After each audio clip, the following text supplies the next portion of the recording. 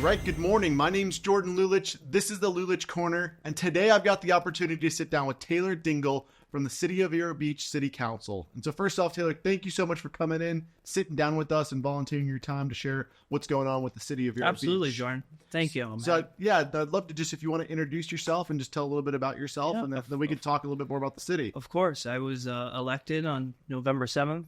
2023, so I'm Congrats. Thank you. Newly elected. I'm very happy to be here on behalf of the City of Vero Beach and on behalf of my colleagues who I sit alongside with on the dais. All right.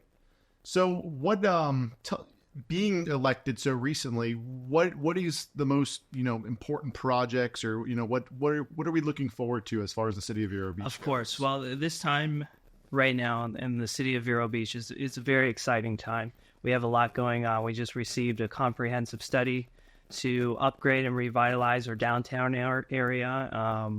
Also, along with Pocahontas Park, there's a group looking at upgrading that as well. There's about to be a World War II memorial constructed on Memorial Island. But, all of those are very important and significant to me, but the one I'm looking forward most to is the Three Corners project. Yeah. The long anticipated Three Corners project. Yeah. We've been talking about that and working on that for a while, right? Yeah. Yeah. We're one step closer for making this long anticipated vision a reality. So where are we at? I mean, are there proposals right now that the city is reviewing? Or are they still accepting proposals? So on February 1st, that was the deadline. We received 4. And I've done my research on each one. So we have Clear Path, Edgewater Group, SUDA, CREC Capital, Mason Marquis, and that one, 3 entities partnering together, and Vista Blue Vero Beach Resort and Spa. So I've done my research, a little bit background on the first 3. There's not a lot. On the 4th one, I believe they incorporated just for this project because there is no Vista Blue Vero Beach Resort and Spa right now. Just so an entity. That's my guess. But the first 3 have super impressive backgrounds in hospitality, and not only small projects, but larger projects, because this is 34 acres. Yeah. So somebody very large that has the capital will have to come in and hopefully build something great that can be a beacon to our community. And I guess for those who don't know about the Three Corners, can you explain a little bit about what the Three Corners is? I mean, for those of us who've been around for a while, we all know, but for those listening in who may be newer to the area, what is the Three Corners and where is it located? That's a great question. So the Three Corners, that's the name it's been dubbed. It's right off the 17th Street Bridge in Vero Beach, Florida. So it consists of the north parcel where the old power plant sits, which is called Big Blue. The south parcel where our wastewater treatment plant is, and the parcel across the street from that. So right now, we're looking at relocating our wastewater treatment plants. Yep. The power plant has sat vacant because we now have FP&L. Right. As of a few years? It's been a few years, right? That's right. So these different proposals that have been submitted, so what's the dynamic of these proposals? These are developers that are submitting proposals? They are. To acquire the property, or just to develop in like a quasi-private public partnership? But that's right. So we have a select committee that's going to be meeting soon. They're going to make a recommendation to City Council. Then from there, we get to decide who we want to enter an agreement in with. It's a bit soon, the details that are going to be within that agreement, but mostly it's going to be a 99-year lease to whoever we want to partner with. Got it. Very exciting. And so you mentioned that selection committee. So how long does the selection committee have, and who is serving on that committee? Yeah, of course. I brought a little fact sheet here because I don't want any misinformation out there. And it's important to the public to know because I want them to be involved within this project. So the proposals that we have right now that were submitted, those are going to be made public on March 4th. Then the first day the select committee is going to meet is May 1st, and that's going to be open to the public, so anybody can go to those meetings. However, they haven't set an exact date, but May 8th or May 15th, the select committee is going to actually interview each company. They're going to give them the pitch. That's actually going to be closed to the public to protect the integrity of the selection. We don't want a challenger to come in and watch whoever goes first Yep. when they get to go last. So we want to keep it fair. Keep it fair. Fair and balanced. Okay. So as far as the City of Vero Beach goes, I mean, the City of Vero Beach has set up this selection committee. Mm-hmm. They've done requests for proposals. Is the city taking any other steps in order to prepare for this project? Yeah, of course. So what we have going on right now is we hired a financial consultant to vet each developer to make sure they have the capital to do this undertaking, because it's going to be a major one. We have an ongoing appraisal right now to see how much the property is worth, and we're doing a criminal background check for each developer's team to make sure everything's safe. So you're doing your due diligence. That's correct. You guys are going through that That's right. process right now. And I feel like we've been talking about this for years. So do you know when the city first started entertaining the idea of this project? Well, it would have been, this was before my time, of course, but as they were working out the deal between the municipal electric plant and FP&L. Yeah. And what type of timeline is there for the project to be completed? So there really is no set date. What we have right now is May 28th. May 28th. The select committee is going to make a recommendation to city council, and that's when we get to choose who we want to partner with.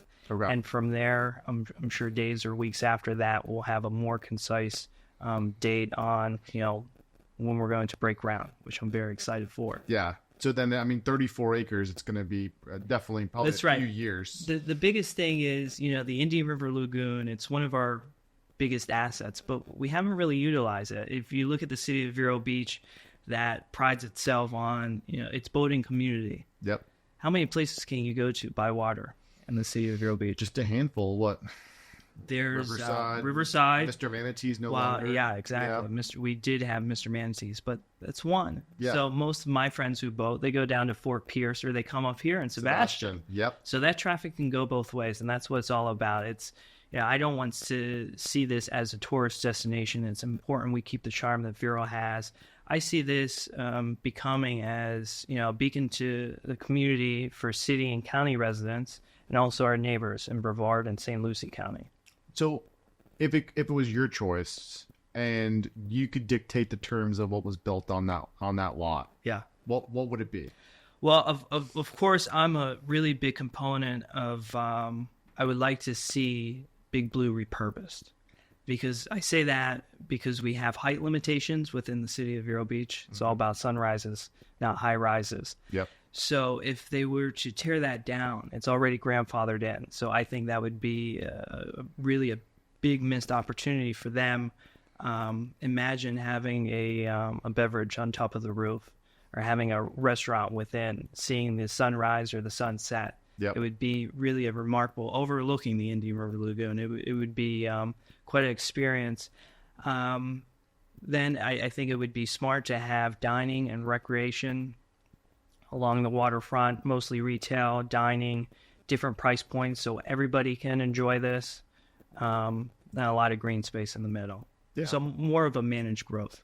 Yeah. So a place where it's a hangout. People could walk outside, take Exactly. their dogs, go by the river, enjoy a beverage or a meal. That's right. Do you think in your vision at least, would a hotel fit into your vision? I think it would. Okay.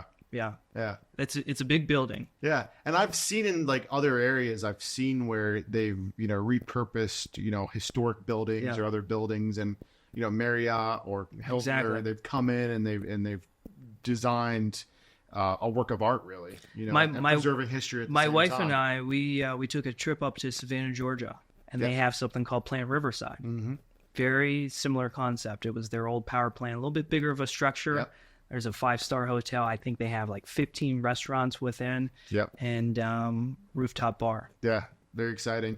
So simultaneous to this, there's also, you mentioned before, just to kind of go back to what you referenced, is there's a consultant that's been hired for the downtown area, Mm-hmm. and it's currently being assessed and proposals being made as far as what the vision entails for downtown. Mm-hmm. And so with downtown Vero Beach, is that mainly encompass 14th Avenue, or does that little bit larger than that, or where's that project currently being focused on? It is focusing on the downtown 14th Avenue. Andreas Dewani, he believes that, don't complete a big project, start at one block and work your way out. Okay. So right now, most of it's centered at the historic downtown district, right along 14th Avenue, Main Street. Yeah, like what, from the Heritage Center up to?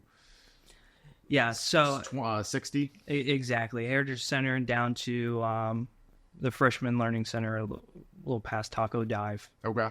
And is there a vision that's being voted upon, or where in the process? So where we're at right now, there's some who believe that we want a downtown area that people can live in, affordable housing, reasonable housing.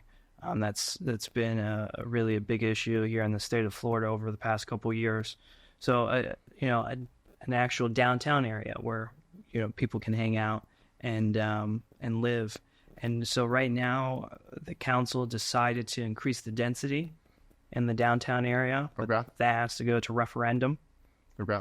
So once that goes on the ballot here in 2024, then we can move on from that. Okay. So assuming that the voters do pass that referendum, so then how does that change, or how does that impact the vision of that downtown area? Well, it then opens up the possibility for investors to come in, of course, and build affordable housing in that area. Okay. And so do you think that would involve preserving and renovating the current structures that are down there, or do you think that involves, demolishing what's there and reconstructing? Andreas Dewani proposed his sketchings. It looks to be that most of the buildings in that downtown area just, being added on up. Okay. So going up. Because most of them are what? Most of those are one story. Some are there some 2 stories? There are some 2 stories. Not a whole lot. Okay. Interesting. So it sounds like it would be a private public partnership in order to make that happen with the current building owners that own that real estate, with the city, creating zoning and other, density criteria that makes it attractable for investors to come in and purchase the existing real estate to expand that density. Interesting. Absolutely right. Okay. Well, if the public wants to be, if anybody listening to this podcast wants to be involved with what's going on with the Three Corners or with what's going down with downtown, are there opportunities for the public to get involved? And when are those opportunities? Yeah, of course, there will be opportunities. So like I mentioned, the first meeting will be open on May 1st. I intend on hosting public forums myself personally.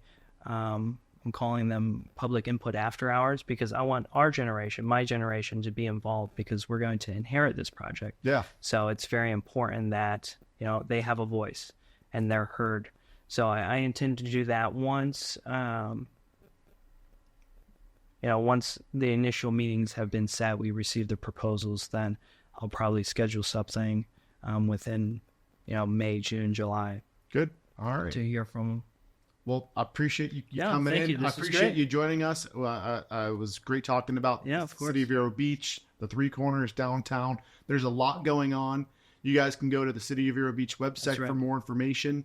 And if you have any questions, how can people reach out to you personally? They can, they can come to City Hall. Okay. Meet me in person, or I believe my government email is tdingle@zovb.gov. All right. Well, thanks for listening. I'm Jordan Lulich, and this is the Lulich Corner. We'll see you next time.